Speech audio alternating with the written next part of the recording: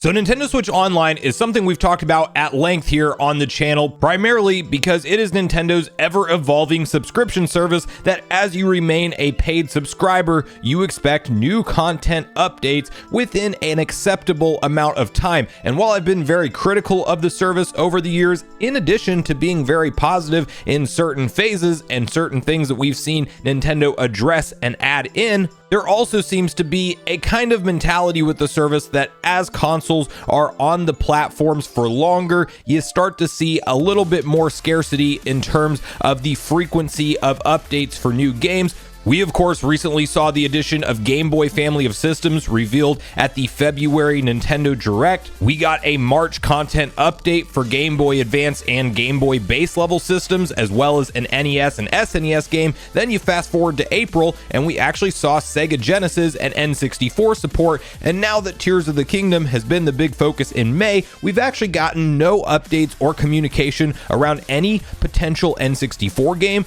Game Boy Advance game, or any new content added into the schedule for that matter this month.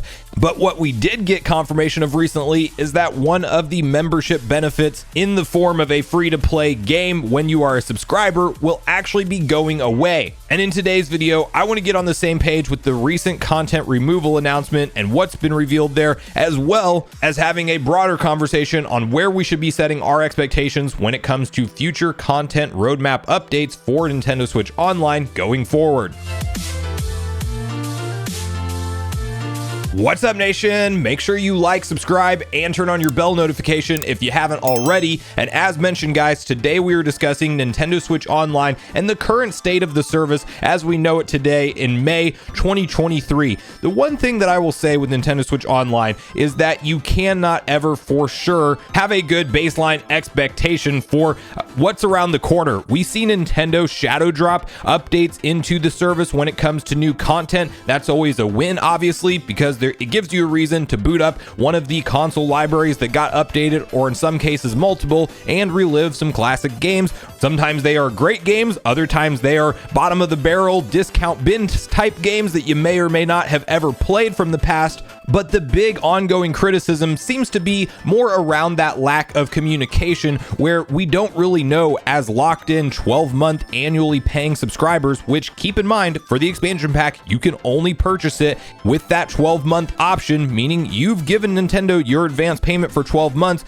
You don't know if you'll get your full return on investment for that, but being in that type of subscription, you would like to have some kind of consistency with what to expect in terms of new updates, and we just frankly don't have that. We also don't know at what frequency to expect things like N64 and Game Boy Advance games, which are really the biggest selling point of that expansion pack tier. Yes, Nintendo Switch Online lets you play online with your friends, and clearly that's a big portion of what you're paying for, at least with the base tier of the service. But when you look at that higher expansion pack tier, it really is just those classic games that you are paying the extra money to Nintendo for. And now we are starting to get into a situation where the roadmap of N64 games that we have left and that we are expecting to be added in, we don't know how frequently we're going to see those things dropped into the service. We're kind of looking at a once every other month rate right now, but with it being this far into the month of May and not getting any kind of heads up announcement that a N64 or GBA game may be on the horizon, doesn't seem that reassuring. And sometimes I make these videos and it's the day or two after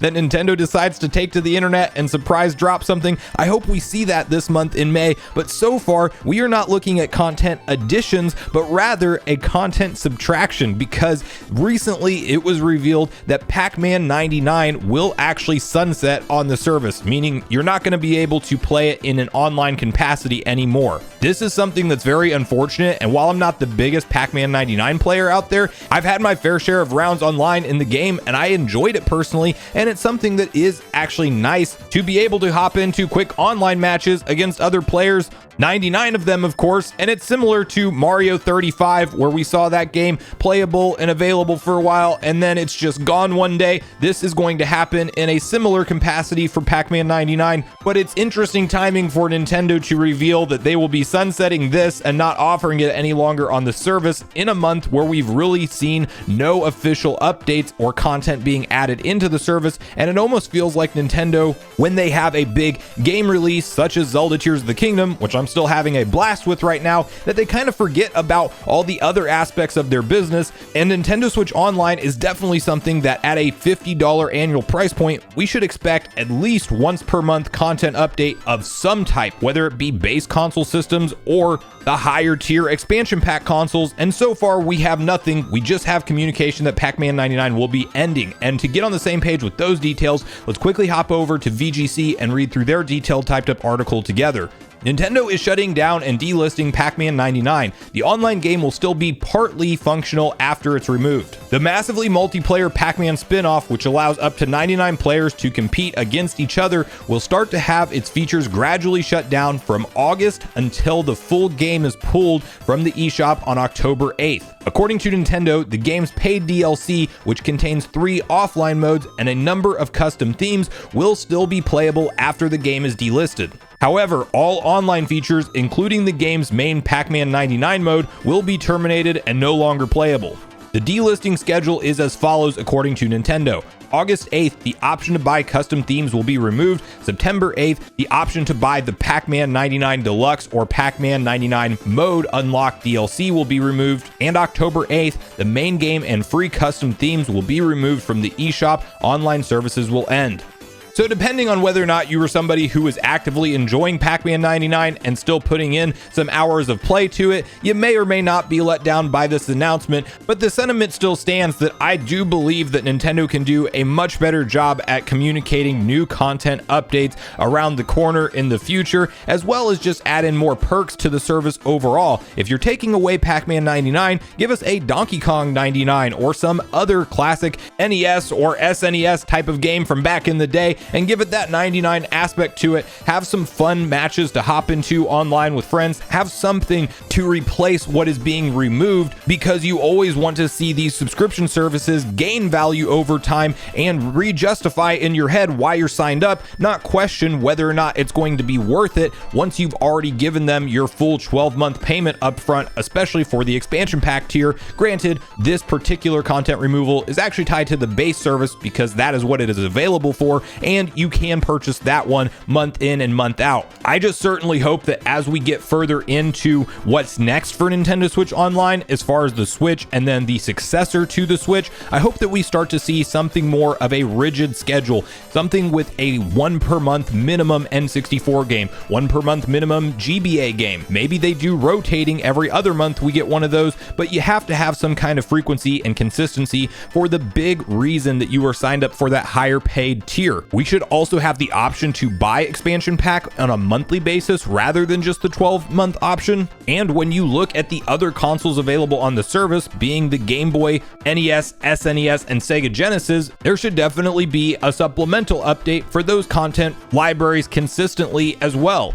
We are clearly not through the month of May at this point in time, so amongst the news that Nintendo's pulling something from the service, they do still have a time window to add in something for this month, but if they do not, that will be a full missed month in terms of content updates, and that does kind of set a bad precedent for what we should be expecting in terms of frequency for new Game Boy Advance games and for new N64 games, both of which have a communicated roadmap. We just don't know when to expect those things to drop. Not to mention, we still know Oracle of Ages and Seasons are in the Game Boy library roadmap, but we just don't know when Nintendo will make them playable for us. So I'm hopeful we get some surprise announcements soon. This month really does need to hit in some way, shape, or form on Nintendo Switch Online. I just wouldn't be expecting the biggest of a N64 game or Game Boy Advance game at this point, because they normally like to give you at least a full week heads up before those drop. And you know, we could walk into the end of this week or early next week and still get that turnaround time where they give you a little bit of advance notice and say it's playable next week on the service,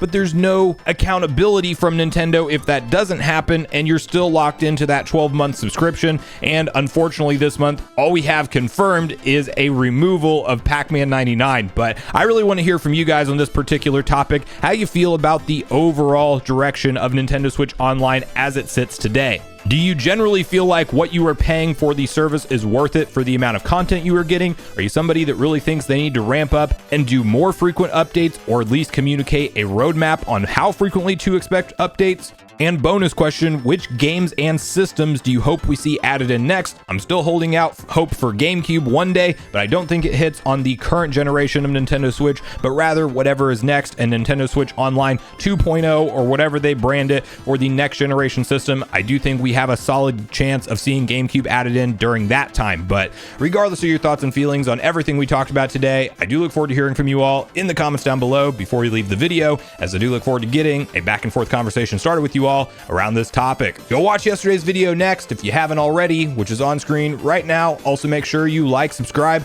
turn on your notification bell, and I will see you guys in the next video.